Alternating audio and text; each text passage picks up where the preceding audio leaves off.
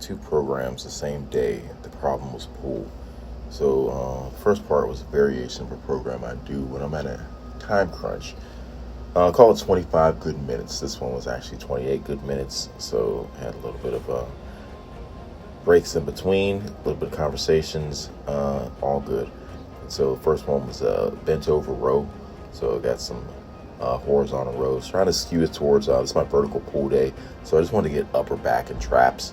I'm trying to think if I ended up getting into, I got into the true vertical pull later on in my second session.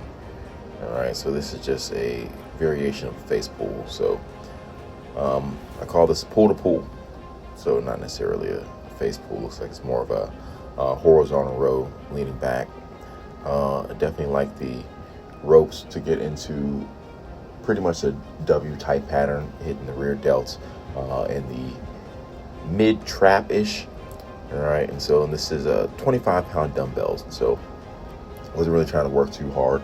I'm recovering from a shoulder thing, so I just wanted to work the lower part of the range of motion of the shoulder, so I don't want to force it past the line of descension, I'll say. And so I followed that up with a banded lateral raise. So I still hit the same line. The first one was kind of fleshing out the bottom part of the shoulder down by the point.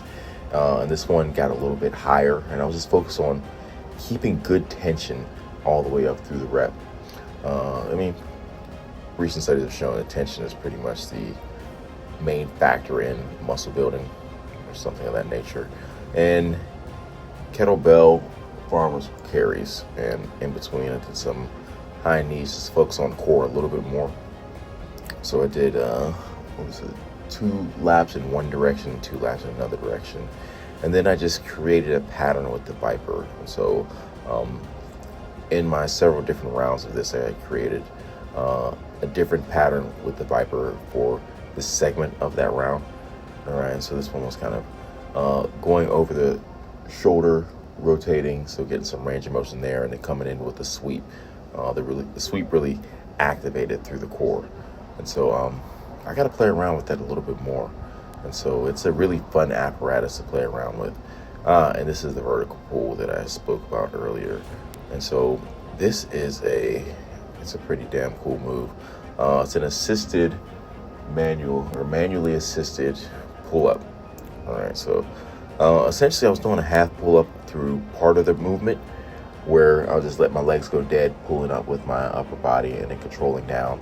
And then towards the end, I started to spot myself up and just focus on a negative. So it's a nice way to get into some negative reps for that. And I hadn't seen my lats spread like that almost ever. And so I chambered it up with this move, trying to get into the upper back, leaning backwards.